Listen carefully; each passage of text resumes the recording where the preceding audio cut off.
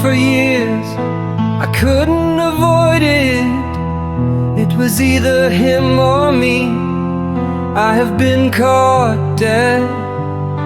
I can't escape my fate. I've had it coming for years. I couldn't avoid it. It was either him or me. I have been caught dead. I can't escape my fate. Where will this end? The Angel of Death Saga, The Dark Angel, by Rachel Lawson. The Angel of Death Saga. I've had it coming for years. I couldn't avoid it. It was either him or me. I have been caught dead. I can't escape my fate. Where will this end? Blake, I've got bad news. The Necromancer will die today, said his employer, Fate Argent Lumiere, knowing the father would need time to get used to his son's death. How? Asked the crying father. The police will shoot him, said Fate. Have a drink, man. You need it, said Fate, handing Blake a drink he made appear out of thin air. Blake drank it down in a gulp and started coughing, choking on the drink. Not long later, a desperate father with nothing to lose stood on the scene of his son's death, crying, driven insane by the death of his son. "What are you doing here, Dad?" asked Blake's son. Seeing him crying, he hugged him. "What is it, Dad?" asked the son. "I came to save your life. You are going to be shot by the police here and die," said the father. "I'm touched," said the shocked son. "Go run, boy, now," said Blake. "They are here listening to us." The Necromancer disappeared into thin air. The police piled in the room. Blake knew if he tried anything, he would be dead too. "Mortimer, don't move, or you are dead," said a policeman he recognized as his great-uncle Reynard or Simon. "I will give up peacefully," said Blake, who looked human and was masked. He was dressed in a black shirt and trousers. Knowing he'd be seen, he was disguised. At the police station, he was unmasked and grilled. They fingerprinted him under guard and made him do a mugshot like a common criminal. They mocked him, saying, "Why so grim, Mortimer?" He was the king of the Grim Reapers. He stayed silent, knowing they would soon know who he really was, when some fool recognized him. "How is Mortimer going?" said Blake's great-uncle. "He's not talking, and his mugshot is a hit in the station," said a detective at the station who was Simon's friend. "That's unethical," said Simon. "You haven't seen it," said the detective, showing it to his friend. "Oh my God, no, it's him," said Simon, recognizing him. Simon stormed out of his office and found Mortimer sitting at a desk under guard, sipping a hot coffee. "Mortimer!" snapped Simon. Mortimer looked shocked and ashamed. "Come with me now," said Simon. His guard tried to follow them. "You stay," said Simon to the guard. "He's dangerous. You may need help," the guard said. "I can defend myself," said Simon. "It's your neck, Sarg," said the guard. Mortimer and Simon walked into Simon's office. "It's you," said Simon. He was shocked. "I could deny it," said the contrite king of the dead. "Blake, why are you lying about who you are?" asked Simon. "You know why I am," said Blake. "I didn't know you even cared about him," said Simon. "I am a father, of course I care about him," said Blake. "He was going to be murdered by your police. I came to save him or die for him." "You are a coroner. They are your police too, boy," said Simon. "Not now," said Blake. "They still are," said Simon. "You know as well as I do. I've been caught dead. I am nothing but a dead man, and I've been protecting a killer. I am as bad as him," said Blake. "I understand that. But why are you usurping the job of the emperor of our people? The dead can't rule our empire, you know that," said Simon. "I was wondering when you'd ask me that," said Blake. "Well," said Simon. A policeman opened the door. "What do you want?" asked Simon shortly. "We've identified him. You won't believe who he is," said the policeman. Blake looked awkward. "He is Blue Midnight, the leader of the magicians, and Dr. Alexander the coroner who hangs around here." "Why didn't we recognize him?" said the policeman. Blake looked even more awkward and nervous. I know who he is. You haven't seen Blake without a mask or glasses before, said Simon shortly.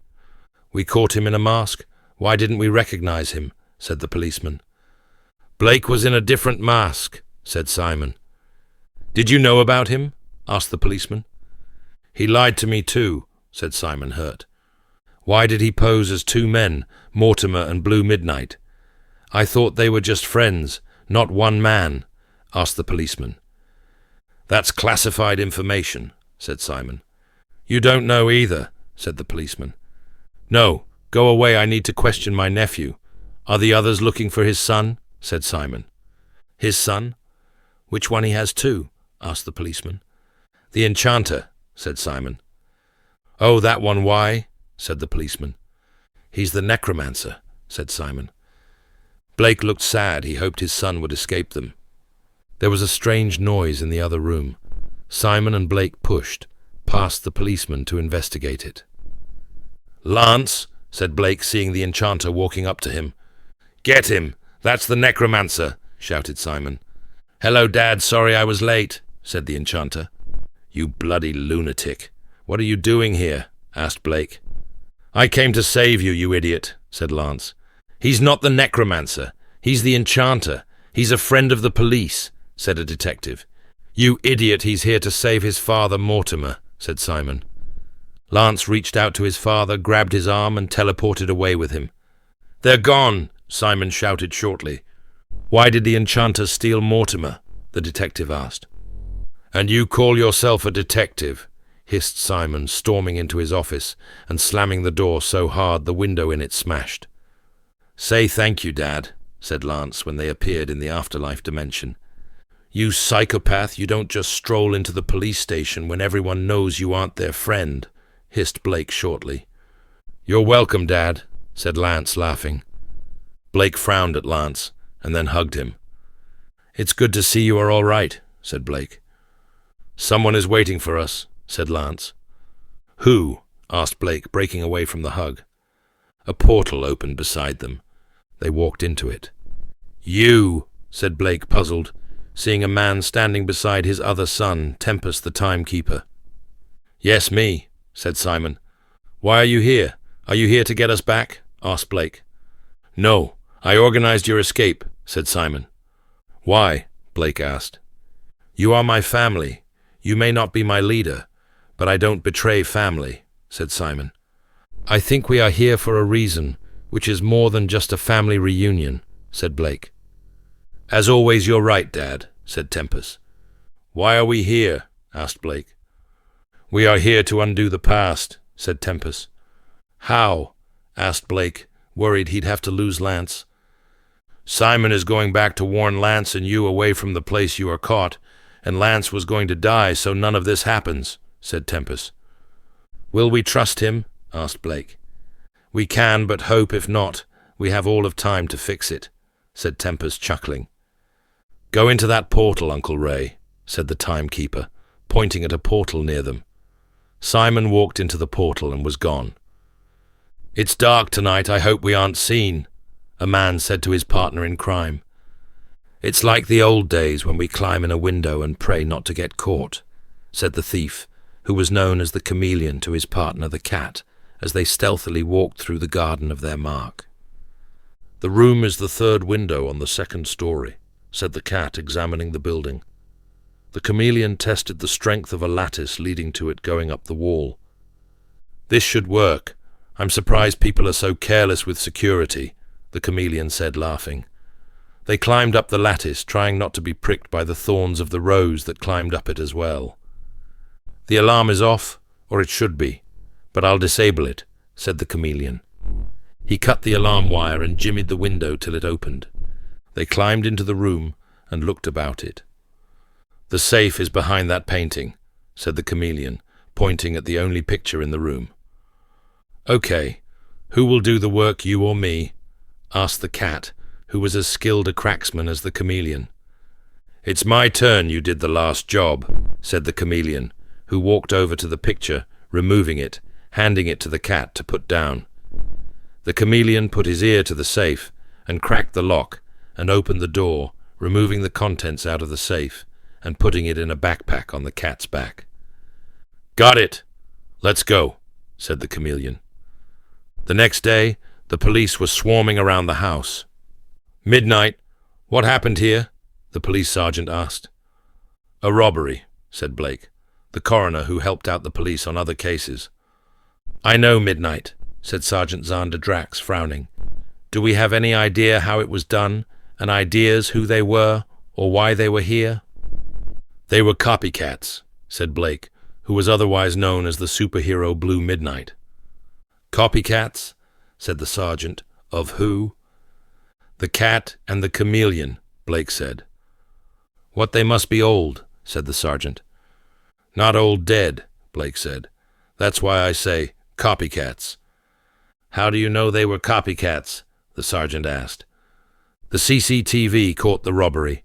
They were young men in their 20s.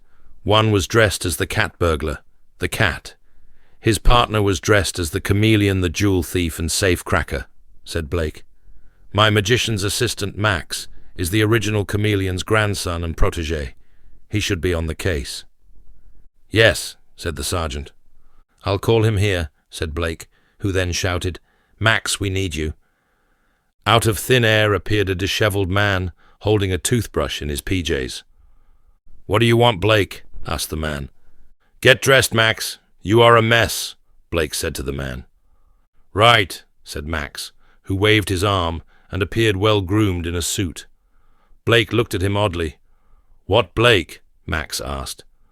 "Toothbrush," Blake said. Max saw he was still holding his toothbrush. It disappeared. "Why did you call me here? I was brushing my teeth," Max said. "We need your help on a case," said the sergeant. "What sort of case? Murder?" asked Max. "No robbery. This place was robbed by a ghost from the past." "Actually, your past," said Blake. "What?" said Max. "The cat and the chameleon," said Blake. "Can't be. Granddad is dead, and so is Uncle Mike," said Max. "I know," Blake said. "Someone dressed up as them to rob this place," said the sergeant. "Why would they get copycats?" asked Max. "We don't know," said Blake. "What did they take?" asked Max. "Money, jewelry, and papers," Blake said. "What papers?" asked Max. "Business papers," said the owner of the house was standing with them. "What were they?" asked Max. "Mostly IOUs. I'm a money lender," the owner said. Max looked at him and felt a sudden disgust. The owner of the house looked like a pen pusher. "Judging already," Blake said in Max's mind. "Sorry," Max said in Blake's mind. "From what I've read, he is more of a bureaucrat than you take me for," Blake said in Max's mind. "Are Granddad and Uncle Mike still in the other world?" asked Max in Blake's mind. "Yes," said Blake, also known as Mortimer, king of the Grim Reapers in Max's mind. "You two talking in telepathy again?" asked the sergeant. "Oh, I forgot you were there, Uncle Si," said Blake to the sergeant. "Did someone see them?" asked Max. Blake showed him a video on his work tablet. "What is it, Max?" asked Blake, seeing his friend's eyes widen. "I know them," said Max. "Who are they?" asked Blake. "And Maximilian Black," said Max. "What the sergeant said. "Are they related to you?" Blake asked. "Yes," Max said, "but they shouldn't be here." "What do you mean?" asked Blake. "I saw photos of Granddad and Uncle Mike in the past. That is them down to the voices," said Max. "I just figured out this case," snapped Blake, frowning. A dimension away, a man was watching them in a magic pond. He gulped and said, "Oh no!" He was watching them. "Tempest, have you been messing with history again?" Blake said in the pond. Tempest stepped out of a dark, swirling vortex in the room with Blake and the others nervously. "Whose he is he your brother?" asked the house's owner, because there was a family resemblance between Tempest and Blake. "No, my meddling son, the Lord of Time, the timekeeper Tempest. The man behind this crime," said Blake. "I see what he did, Blake," said Max, realizing what happened. "What did he do?" asked the homeowner. "He took the young thieves from the past to rob you," said Blake. "What? That is impossible," laughed the homeowner, thinking it was a joke. "Not for him. He lives in the tunnels of time," said Blake. "I want to meet them," said Max, pleading. "You'll meet them later," said Tempest. "How?" "Not in the afterlife." "I'll not go there, you know I'm a vampire," said Max. "Spoilers," said Tempest. "Why did you bring them here and turn off the alarm?" Blake asked. "I wanted to stop a blackmailer," said Tempest. "A what?" asked the sergeant, looking at the homeowner, who was trying to look calm. "Who was being blackmailed and how?" asked Blake. "Mr. Harvey's debtors," said Tempest said. "How?" asked Max. "I cannot go there, as it will ruin the lives of many people," said Tempest. "Why, they were only IOUs," the sergeant said. "Not all of them. He had people watched and got dirt on his clients to extort more money from them," said Tempest. "Where are the papers and things taken?" asked Blake. "Maxim and Michael fenced the things in the past," said Tempest. "The papers I burned there are some things nobody should know."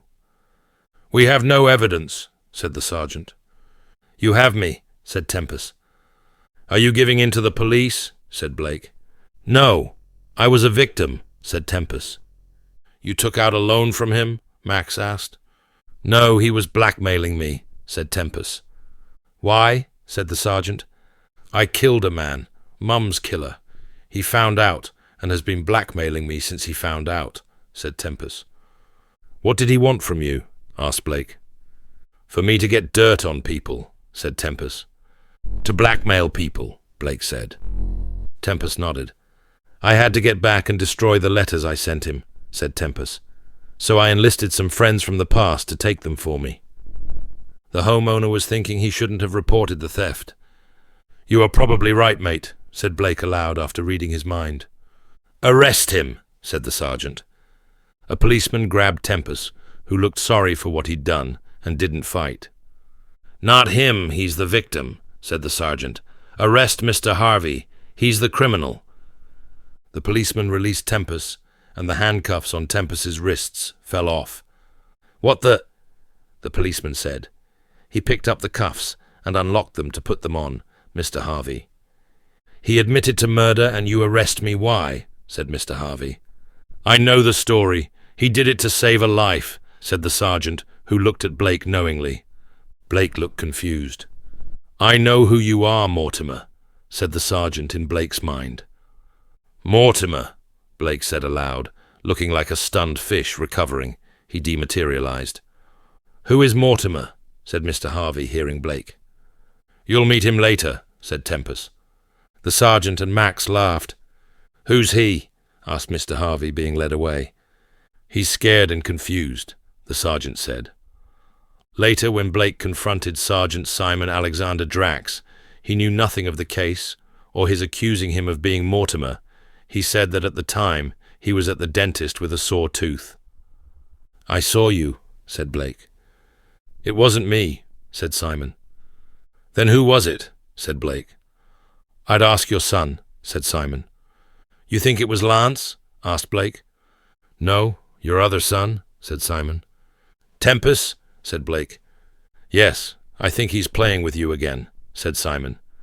"You mean he was you from another time?" Blake said. "Yes, are you masquerading as a dead man?" asked Simon, wondering why Blake was accused of being Mortimer. "No, of course not. Do I look like a dead man?" lied Blake. "I wouldn't know," said Simon curiously. Blake left him nervously, as his uncle wondered if Blake was Mortimer. Later, Blake saw Simon again. "Hello, Mortimer," said Simon at Blake's office door in the morgue. "Who are you?" asked Blake. "You know me, I'm your great-uncle Simon," said Simon. "From when?" asked Blake. "The future when you come out," said Simon, showing Blake his mugshot. Blake grimaced. "Why are you here?" asked Blake, embarrassed. "I have to admit it was a shock to find out you were Mortimer, but I couldn't see you fall," said Simon. "So you came here, why?" said Blake. "To prevent your capture, saving your son Lancelot's life from the police," said Simon. "You came here to make me not save Lance, did you?" said Blake. "Yes," said Simon. "I can't do that," said Blake. "We don't see eye to eye sometimes, but I can't let my son die, no matter what he is." "I know I'm proud of you for it," said Simon. "Then why are you trying to stop me from saving him?" asked Blake. "I'm here to save him too," said Simon. "How?" asked Blake.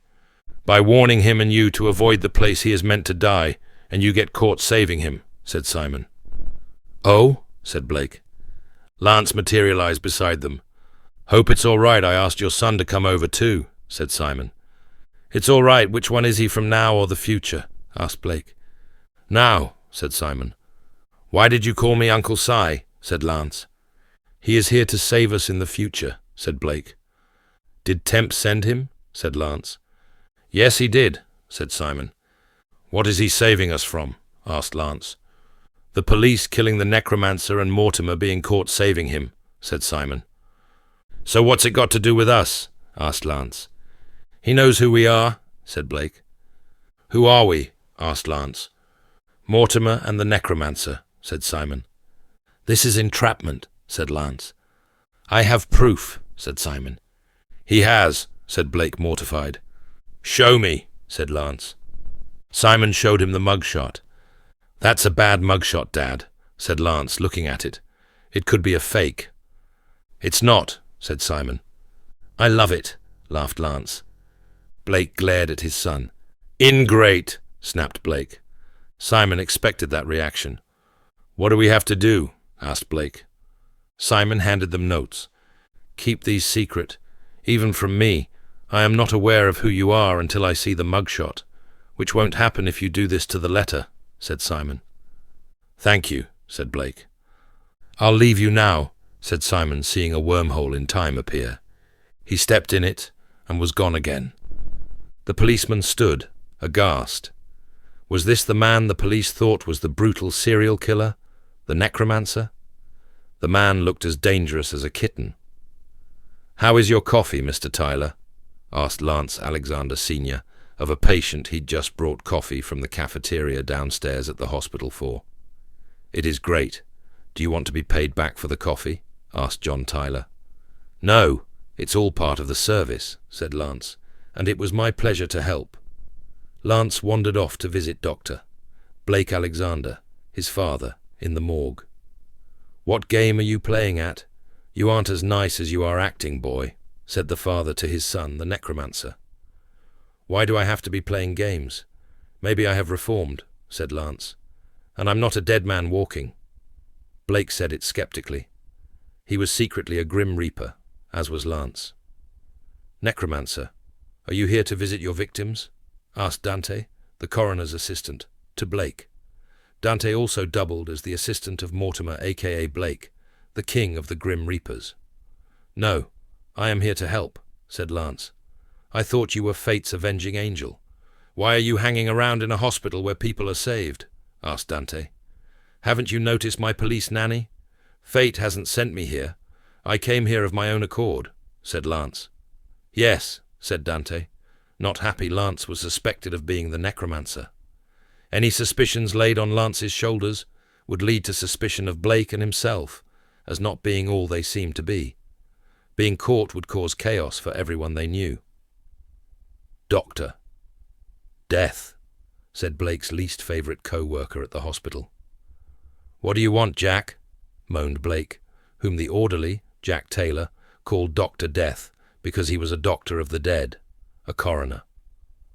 "Mortimer, the father of the Necromancer?" muttered the man who came in with Jack thoughtlessly. Blake, aka Mortimer, glared at Jack, who was oblivious to what he had done. "This man wants to talk to you," said Jack offhandedly. "What do you want to talk to me about?" asked Blake. The man was Lance's police nanny. "Hi," said Lance, who went for a coffee in Blake's office when he saw Jack coming with the policeman. He came back to see the policeman looking nervously at his father. Lance heard everything. "Hi, Charlie. I've got you a coffee. It must be thirsty work watching little old me," Lance said brazenly, handing the coffee to the policeman. "Thank you," said the policeman, now more than just nervous. He was confused as well.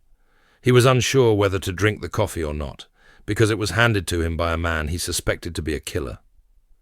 Lance rolled his blue eyes in his handsome head. He took back the coffee and sipped it. "I didn't poison it," Lance said and laughed. "Or did I?" "Lancelot, be serious," snapped Blake. Lance's memory had replayed this, much of his day as a dream, when he fell into a deeper sleep. Lance Sr. lay in a terrifying state of sleep. He dreamed he was walking around the hospital unseen. He felt the greatest terror in his life. He was walking to a room in the hospital when he recognized the room of the man he was ordered to kill by fate, his master. He awoke in a cold sweat, in a strange state of extreme terror. The next day, he visited his mark with his regularly scheduled coffee, only to find an empty bed. He asked his doctor if they had transferred him somewhere else, puzzled. "Oh, don't you know? Mr. Tyler died in his sleep last night," said the doctor sadly. This disturbed Lance greatly. Something seemed terribly wrong. How could he have dreamed of himself visiting the man one night and the next day finding him dead? He wondered if he was having a vision of death like his son, a doomsayer, had many times before. He visited his father and told him about his dream. He was puzzled too. He said it was an odd death, as he could attest as the judge of the dead. The cause of death on the official afterlife obituary he'd seen read, "Killed by death," and the grim reaper who brought him in was the angel of death. Blake and Lance thought it was scary and odd. The angel of death was a myth. They thought they had a rogue reaper killing people. Lance could only agree to hunt it down and stop it before it struck again. Lance had another dream of a similar type, and yes, the person in it died again. He could not find nor see the angel or anything in his dreams, which continued to come. They had a haunting feel to them and kept returning to his memory. They became more and more real to him. He confided in his friend Sandy, the Sandman, his son's dream guru. "I think you were astral traveling," said Sandy. It horrified Lance to find out he was killing people in his sleep. Lance was so scared that he didn't want to sleep. He stayed awake for 3.5 days before he felt himself drop off to sleep. He visited his father the next day, to find more people dead at the hands of death. Lance was scared and afraid to tell his father what he knew. All he knew was that he had to confess. It took all his courage. "Dad," Lance said. "What?" asked Blake, sitting in his office in the afterlife, puzzling over the death records relating to the angel of death. "I know who the angel is," Lance said nervously. "Spit it out," snapped Blake impatiently. Lance could barely speak. He was so terrified. He tried a few times, but nothing came out. "Well, are you going to tell me or not?" Blake snapped, not understanding why his son couldn't speak. He was terrified, and his mouth wasn't working right. "Me!" was all he could eventually say. "What are you doing, Necromancer?" demanded his father, more than annoyed. "I don't know," Lance said. "What do you mean you don't know?" snapped Blake. "I wasn't doing anything consciously," Lance blurted out. "You mean you are murdering people unconsciously? Do you think I'm mad?" Blake lost it completely. "Yes," Lance said timidly. "What do you expect from me? You've been lying to me," Blake screamed. "I didn't know I was," said Lance. "How could you not know what you were doing?" shouted Blake accusingly. "I was asleep," said Lance, afraid of what Blake was going to do to him. "Asleep? Sleepwalking?" asked Blake, calming down. "No astral traveling was what Sandy thought," said Lance. "I thought it was horrible nightmares or visions." "Oh, I thought you were messed up, boy. You can't even sleep without killing people," hissed Blake, disgusted. "I tried not to sleep. I made it for over 3 days, and my wife slipped me a sleeping tablet in my food," Lance said irritably. "You shouldn't stop sleeping. The lack of sleep can kill you, boy," said Blake shortly. "Yeah, and me sleeping kills others," said Lance. "We'll keep an eye on this angel, but we'll have to live with him for now," said Blake. "And for God's sake, you keep sleeping, or I'll sick Dante on you." "Okay," Lance said awkwardly, not relishing the thought of Dante lecturing him. This was the beginning of the nightmare that was the angel of death. In his office in the afterlife, Mortimer, The king of the Grim Reapers sat in his human form, reading and signing papers. He was listening to the song The Scientist from Coldplay's album A Rush of Blood to the Head on repeat, his idea of chilling out at work, but it was interrupted by his son, the Necromancer. "How is the Lord of the Dead?" asked the son. "I am not the Lord of anything," Lance grumbled. "Mortimer." "Why do you have to have that noise on?" said Lance, who, unlike Mortimer, was not a fan of the music. "Philistine, go away, I'm busy," hissed Mortimer, turning off the music playing on his phone. Lance looked piqued. "Take off the mask. Tell me how you really feel," said Mortimer. "What do you want?" Lance tore off the mask he was wearing as a disguise. He wasn't happy. "What is it with you and paperwork?" asked Lance. "I hate it," snapped Blake. "You psychopath." "I'm not a psychopath. I hate killing." "You are if you think I like it," said Lance, who was the assassin of fate, but the police called him a serial killer. "You do a good job of acting like one," moaned Mortimer. "And you act like a pen pusher," said Lance. "It's not me. It's Dante. He's a slave driver," moaned Mortimer. In walked Dante, Mortimer's assistant. "Mortimer, go back to work. Your work is important. Go away, Necromancer. Haven't you got somebody to kill?" ordered Dante. Lance looked at Mortimer, who looked at him pitifully. Lance stormed off.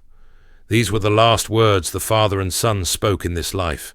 The son was soon after murdered by another assassin out of vengeance for a gangland godfather, Lance, who had killed for fate. Lance did not die alone. His killer was found dead with him in the early hours of the morning, by a jogger on an early morning run. "Saga, they found the Necromancer," said a policeman to the man in charge of the local police station when he was first found. "Where is he?" asked the sergeant. "They took him to the morgue," said the policeman. "Morgue?" said the puzzled sergeant. "He's dead," said the policeman. "Oh? Who killed him?" asked the sergeant. "John Steele. He was a hit man. We think it was a gangland hit, because the Necromancer killed his boss," said the policeman. "How do we know the killer?" said the sergeant. "We found him dead near the Necromancer," said the policeman. "Do we know who the Necromancer was?" asked the sergeant. "Yes, it was strange. I wouldn't have believed it if I hadn't seen his face myself," said the policeman. "Well, who was he?" asked the sergeant. "Lance Alexander Sr., the magician, called the Enchanter," said the policeman. "Saga, why are you crying?" "Lance was my great-grandnephew," said Sergeant Reynard Alexander. The sergeant disappeared into thin air, reappearing in the morgue, where he found the coroner crying over the body of a dead man on the slab. "I thought you'd be upset," said Reynard, still crying. "How did you know?" asked Blake, the coroner. "We sent him to you, I hear, Mortimer," said Reynard, hugging his grandnephew, who shuddered. "You know who I am?" said Mortimer, the Reaper King. "The Necromancer was your son, as was Lance," said the crying Reynard. "What are you going to do with me?" asked Blake. "You're a dead man, so you can't be the leader of our people," said Reynard. "Yes," said Blake. "You need friends, not enemies now," said Reynard. "Thank you, Uncle Ray," Blake said. "Blake, can I have a word with you?" said Dante, walking into the room. "What you want to say to me, you can say it in front of my Uncle Ray," Blake said. "The Angel of Death is free. He killed the killer of the Necromancer," said Dante, looking oddly at Reynard. "Angel of Death? What is that? He sounds bad," said Reynard. "I was afraid that might happen." "Where is he?" asked Blake. "He's here. He followed Lance's body here," said Dante. "What?" asked Blake, worried. "Who is he?" asked Reynard. "A dead Reaper's soul," said Dante. "You don't have souls," said Reynard. "Only one will ever have one," said Blake. "He is the darkest of the Reapers, a loner who knows nothing but death," said Dante. "He was a horrifying killer in life, but in death he's worse. He has no mercy or conscience to stop him. He is said to be the god of Death, the ruler of death and the dead. He is higher in rank than even Mortimer." "Was he Lance's soul?" asked Reynard. "Yes," the grieving father said, unsure what to do. "What does he want?" asked Reynard. "Lance, I suppose," said Blake. "What for?" asked Reynard. "I don't know," said Blake. "Can he be stopped?" asked Reynard. "No," Blake said. "We should take his body somewhere else. He wouldn't want anything good to happen to Lance," said Reynard. "We can't escape him. Wherever we go, he can go," said Blake, frustrated. "He can't travel in time, I think." "Enter the portal," said a voice coming out of the swirling portal that had just appeared near them. Blake picked up his son and walked into the wormhole in time. Dante and Reynard followed him. The moment they were gone, the angel of death arrived. He saw the portal disappear. "The brother!" hissed the angel bitterly. "He's trying to break into here," said Tempest, the voice of the portal's owner, a dimension away. "Why does he want Lance?" asked Blake. "Who knows?" said Tempest. "I thought you'd know," said Blake. "I don't," said Tempest. "All I know is Lance was meant to die before the angel awoke." "Oh, so the angel was meant to die with Lance?" Blake said. "Yes," said Tempest. "I'd rather live with Lance than without him, so I won't take you to kill him, but save him." "He may be a pain in the neck," Blake said, crying, "but he's my pain in the neck. I love him and miss him." "Will the angel get in here?" asked Reynard, remembering their bigger problem. "Yes, it's all a matter of time.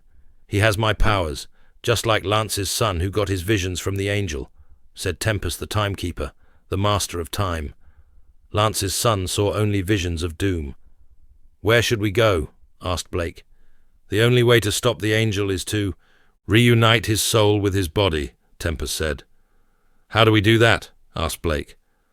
"Go to the past and save his life," Tempest said. "Okay," said Blake. "Take that door.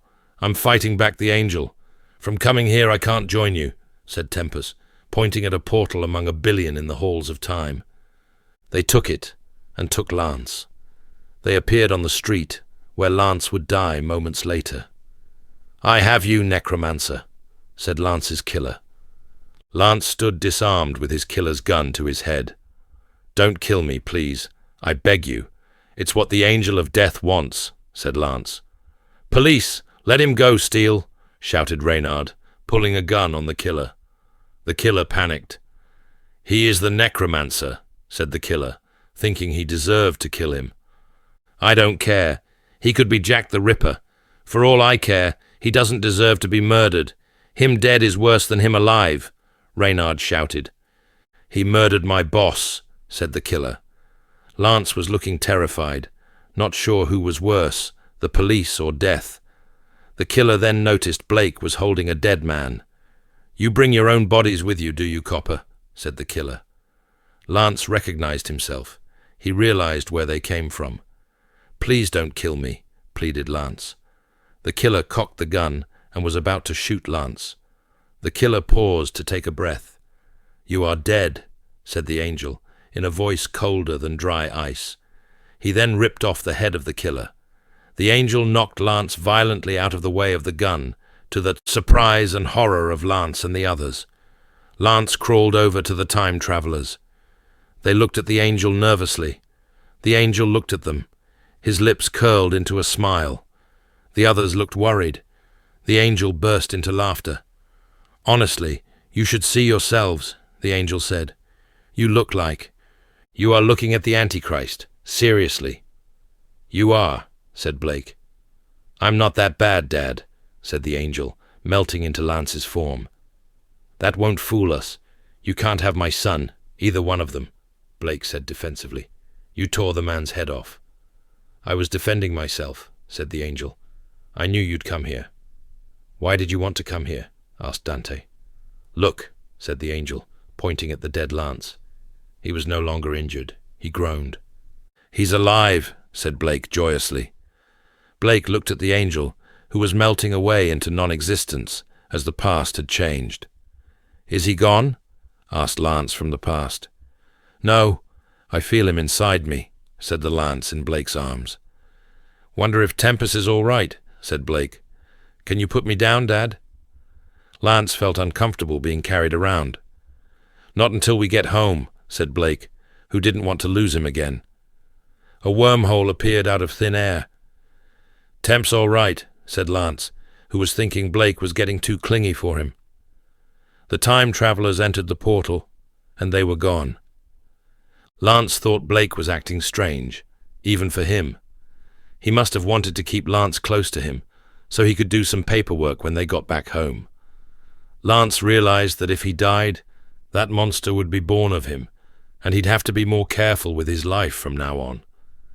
It's human nature to fear death, and that went doubly for Lancelot Alexander, the Necromancer, a grim reaper with the soul of an uncontrollable, violent killer.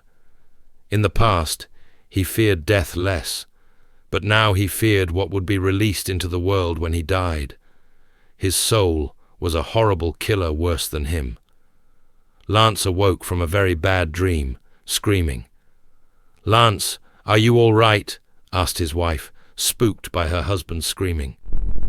"I saw the angel kill again," said the sweating, scared man, whom the police called a serial killer. "Oh no," said his wife, not sure what to say. All she could do was hug her husband to comfort and calm him. "This astral travelling as I sleep is really disturbing," said Lance. His wife kissed him to calm him. "You can't control him.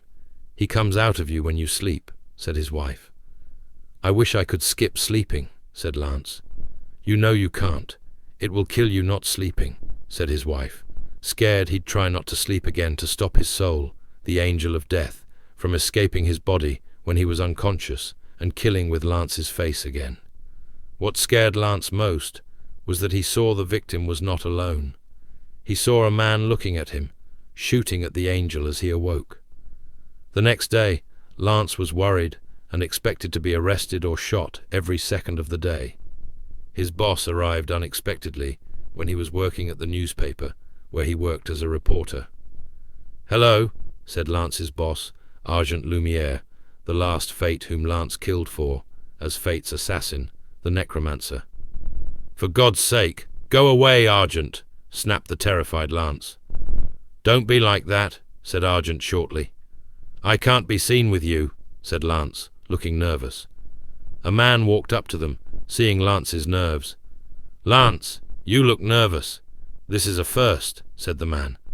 "Are you planning on doing an article on it?" retorted Lance. "No, nobody would believe it," said Lance's colleague, joking. "I don't know. Maybe an interesting thing to put on the Blake report.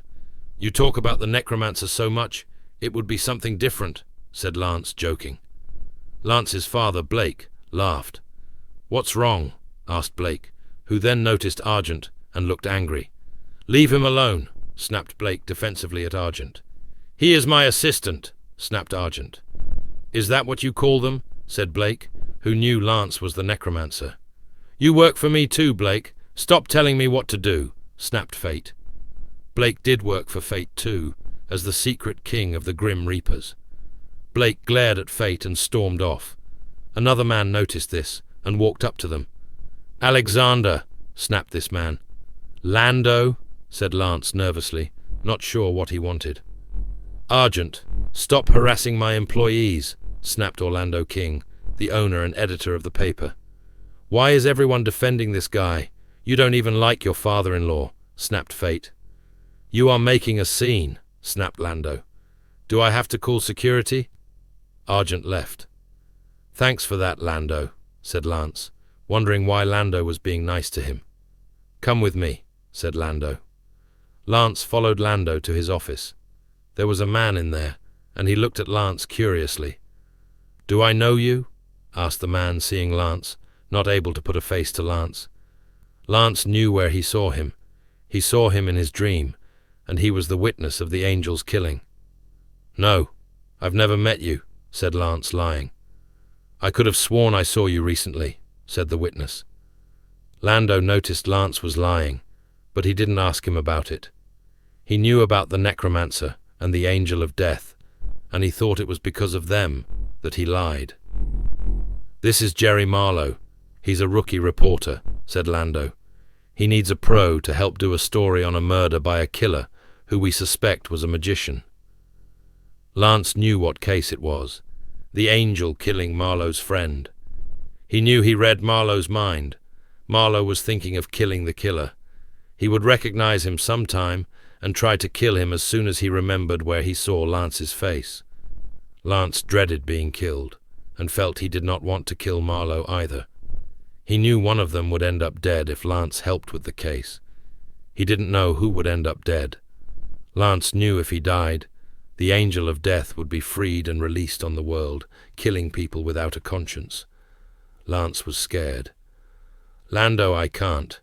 I am busy doing the Necromancer case," said Lance, trying to get out of it. "He can and will kill people without you watching. We have a rogue killer magician," said Lando. "I can't," said Lance. "Why can't you help me?" said Marlowe. "Enchanter, you should want to catch a rogue magician," snapped Lando, using Lance's magician name. "Enchanter? Are you a magician?" asked Marlowe.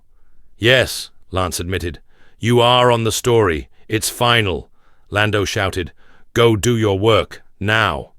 Lance and Marlowe went to solve the case reluctantly. Later that day in the afterlife, Lance wandered into his father, the king of the Grim Reaper's office. "Hi, Dad," said Lance timidly, not wanting to ask for help, but not sure how his father would take it. "Are you all right?" asked his father, noticing Lance wasn't acting his usual mocking devil-may-care self. "Actually, no. The last night the angel killed a man when I was sleeping," said Lance timidly. "Your soul, the angel, will astral travel again," Blake said. "Yes," Lance said. "What's wrong? Did you get filmed?" asked Blake. "Something like that," Lance said. "Oh no, what happened?" asked Blake. "I saw a witness shoot at the angel before I woke up," said Lance.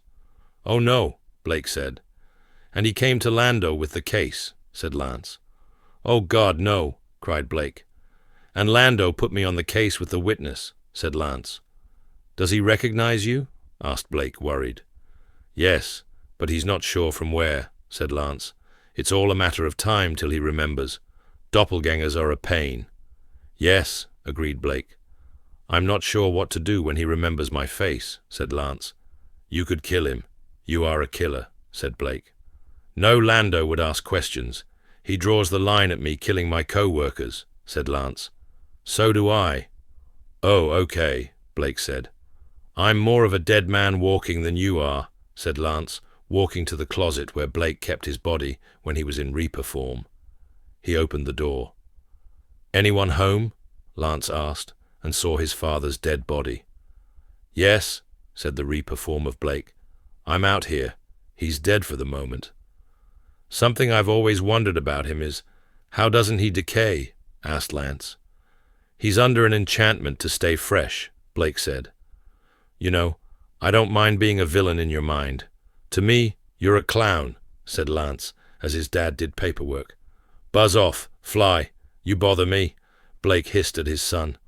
"Oh, you're no fun," Lance said, and left him to kill someone as fate's angel of vengeance. "Find anything?" Lance asked, appearing out of thin air near Marlowe, who was scared to death. "You!" snarled Marlowe, recognizing Lance as the killer. "Yes, me. What's wrong with you?" Lance asked innocently, trying to play the innocent card, as he'd never believed the truth. "You are the man I saw. Stop playing innocent," said Marlowe. "No," said Lance, pulling out his magical sword of enchantment from the sword belt he wore, standing his guard.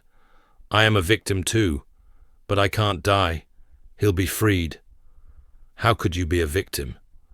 "I saw you killing my mate," said Marlowe. "I was asleep when your friend died. It shocked me too," Lance said. "How if you were asleep?" "You lie," asked Marlowe. "It wasn't me. It was the angel of death. My twin, my soul," said Lance, who was about to slay Marlowe reluctantly.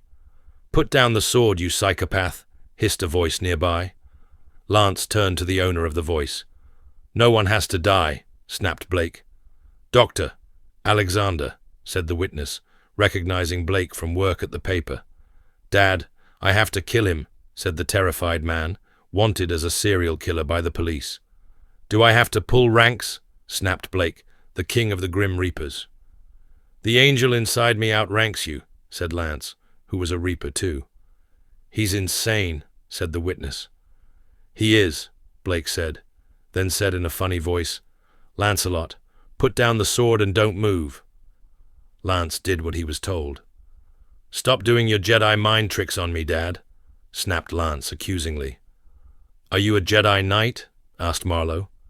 No, we are enchanters, said Blake. Lance looked livid, and he couldn't move. I will fix this without violence, said Blake. Call the police. He's a killer, shouted Marlowe. I know, said Blake. What are you doing, Dad? Asked Lance, thinking he was being betrayed. Come here, Marlowe. I need a private word with you, said Blake. Marlowe walked over to Blake, who whispered something in Marlowe's ear. Marlowe disappeared into thin air. What did you do to him, Dad? He knows the truth. He thinks I'm a killer? Lance asked furiously. You are a killer, you psycho. I changed his memory and sent him away. His truth has changed, Blake said. Not all truths are actually true. Sometimes the stories we tell ourselves and our dreams are hidden truths that live beyond the time when the facts are long dead and forgotten. Anyone can quote Shakespeare, but the man himself and his life lie lost in the shadows of the past, as is your secret.